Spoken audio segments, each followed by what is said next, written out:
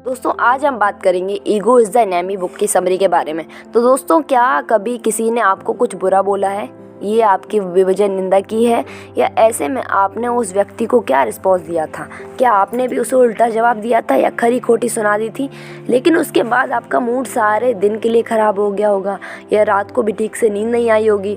हम में से ज़्यादातर लोगों के साथ ऐसा ही होता है। राइटर कहता है कि हम ऐसा बर्ताव इसलिए करते हैं क्योंकि दूसरे आदमी की गलत बात से हमारी ईगो हर्ट हो जाती है और हम दूसरे आदमी को उल्टा जवाब देते हैं ताकि वो भी हर्ट फील करे। लेकिन कुछ लोगों को आपने देखा होगा कि किसी के बुरा बोलने के बाद भी ज़्यादा रिएक्ट नहीं करते, बल्कि स्माइल करके पहले की तरह अपना काम करते रहते हैं। कुछ लोग तो डरपोक होने की वजह से ऐसा करते होंगे, लेकिन कुछ लोग अपनी ईगो को कंट्रोल करना सीख जाते हैं और वे नेगेटिव लोगों की बातों से ज़रा भी प्रभावित नहीं होते। ऐसे में उनका मूड ठीक रहता है और फालतू लोगों के चक्कर में अपनी एनर्जी वेस्ट नहीं करते। तो दोस्तों आप भी इस बुक या इसकी समरी को सुनकर ऐसा करना सीख सकते हो, क्योंकि फालतू की ईगो पालना बेकार है। इससे हमें ही नुकसान होता है और हम अपने गोल्स को पाने में भी चूक सकते हैं। कितना अच्छा होगा अगर हम अपनी ईगो को कंट्रोल करना सीख जाएं, ताकि हम कभी हर्ट ही फील ना करें। इस समरी को सुनकर आप यह सीक्रेट जान जाएंगे। Lesson first is 3 places of ego. इंसान जीवन में हमेशा 3 चीज़ें करता ही रहता है। फर्स्ट इज एस्पायर, कोशिश। हम हमेशा कुछ ना कुछ पाने की कोशिश करते हैं। ऐसा हम अपनी ईगो को सेटिस्फाई करने के लिए करते हैं।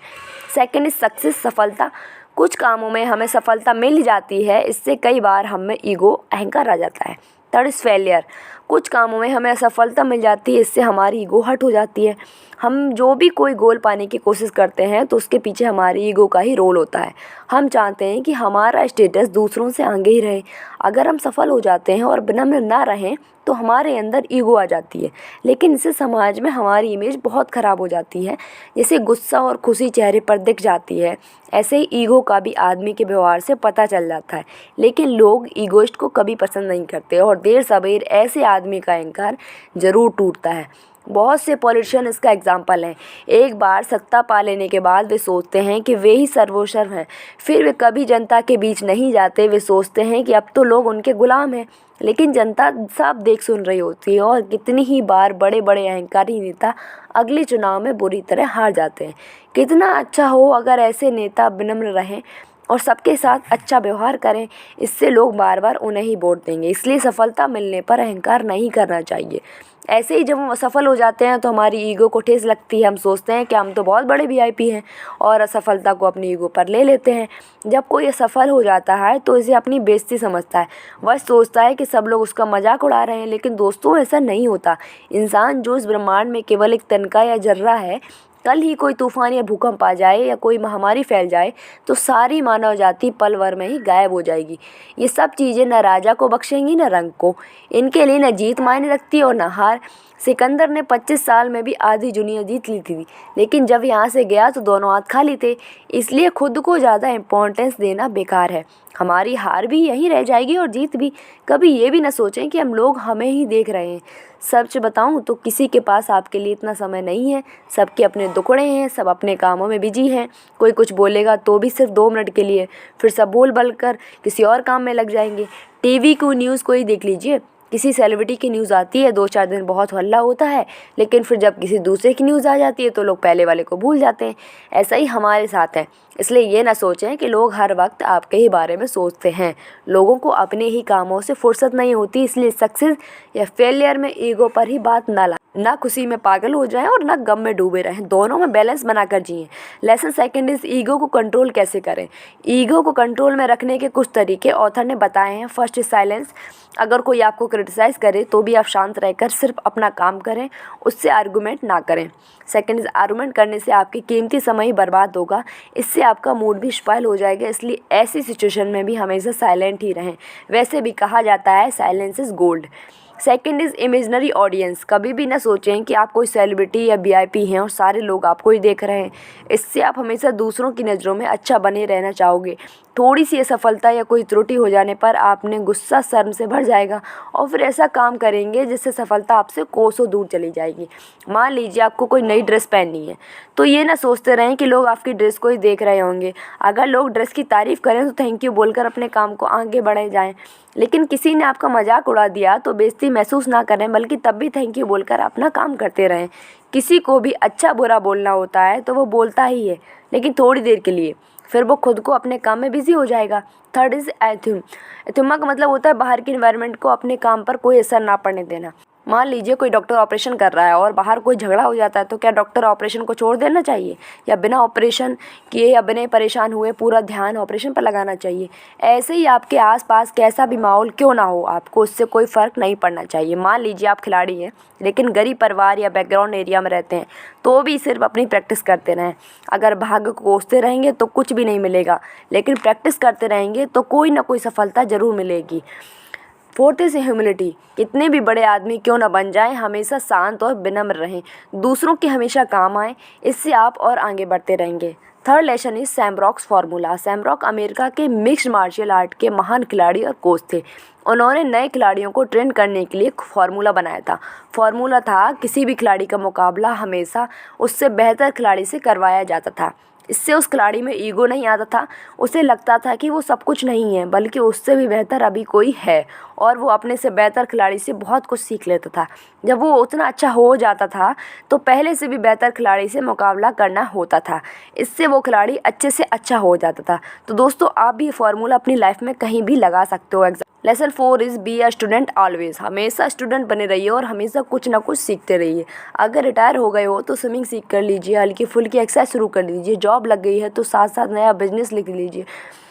सीखने के लिए सबसे ज़रूरी चीज़ होती है पैशन। जिस भी चीज़ में पैशन है आदमी को वही सीखनी चाहिए। गाने का शौक़ है तो संगीत की शिक्षा ले लीजिए, एक्टिंग का शौक़ है एक्टिंग स्कूल या थिएटर ज्वाइन कर लीजिए, क्योंकि जब हम अपने शौक़ की चीज़ सीखते हैं तो हमें बोझ नहीं लगता। आजकल बहुत से पेरेंट बच्चों को ज़बरदस्ती म्यूज़िक पेंटिंग आदि की क्लासेस में भेज देते हैं, क्योंकि पड़ोसी का बच्चा भी जा रहा है या पेरेंट को उसका शौक़ होता है, खुद तो उन्हें मौका नहीं मिला, इसलिए बच्चों पर अपने अधूरे सपने लाद दिए जाते हैं।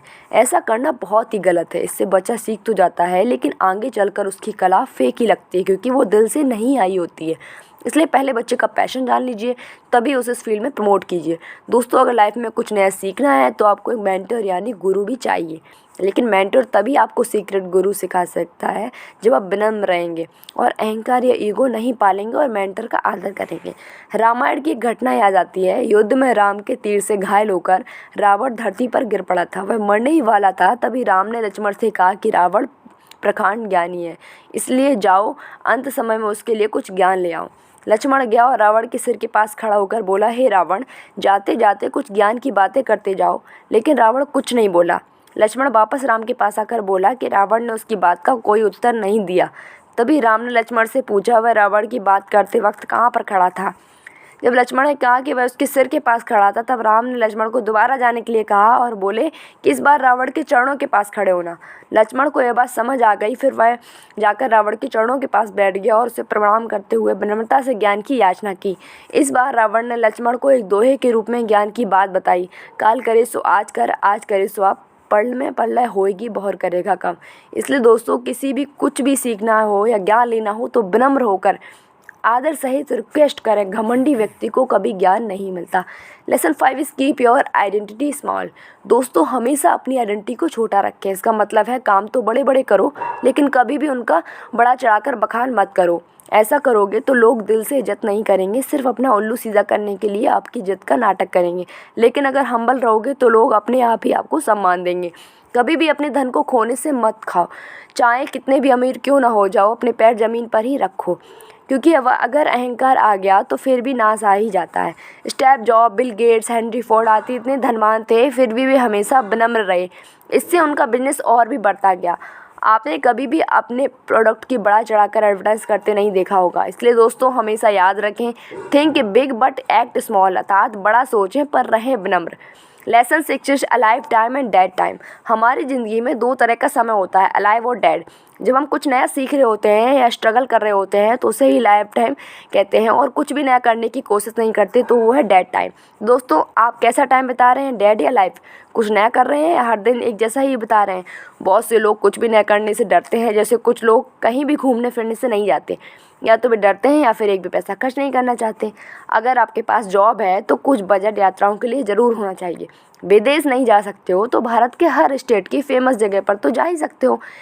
ऐसे ही अगर आपको लाइफ में जिंदा दिली से सीखनी है तो हमेशा कुछ नया सीखते रहें, फिर चाहे आपकी उम्र कितनी ही क्यों ना हो, या अपने शौक़ जो पहले पूरे नहीं कर पाए थे उन्हें अब पूरा कर लीजिए। कोई चाहे तो 60 साल की उम्र में भी स्विमिंग सीख सकता है, तो आप भी हमेशा कुछ नया सीखते रहें या करते रहें। Lesson services don't stop for claps.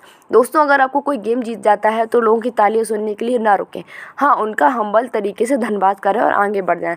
इसका मतलब यह है कि तारीफ़ और वाहवाही की एक्सपेक्टेशन कभी भी ना पालें। आपने कोई भी काम कितना भी अच्छा क्यों ना किया हो, यह ना सोचें कि आप लोग मेरा गुणगान करें, मुझे क्रेडिट दें या मेरी तारीफ़ करें। जब आप इन चीज़ों से दूर रहना सीख गए तो अंदर से स्ट्रॉन्ग बन जाएंगे। आप में कभी भी ईगो नहीं आएगी, आप विनम्र रहेंगे और कोई भी आपकी चापलूसी करके आपका गलत इस्तेमाल नहीं कर पाएगा। बहुत से लोग हमेशा चाहते हैं कि लोग उनकी तारीफ़ करते रहें, और कितनी बार कुछ चापलूस उनकी झूठी तारीफ़ करते हैं। इससे ऐसे लोग कभी भी अपनी कमियों को नहीं देख पाते। दोस्तों, उम्मीद है कि आपको ये बुक समरी सुनकर पसंद आया होगा। अगर आप किसी ईगोइस्ट आदमी को यह बुक की समरी ज़रूर पहुँचाएँ, ताकि उस व्यक्ति को भी भला होगा और हो सकता है वो भी अपनी ईगो को त्याग कर ब्रह्म बन जाए। Thank you.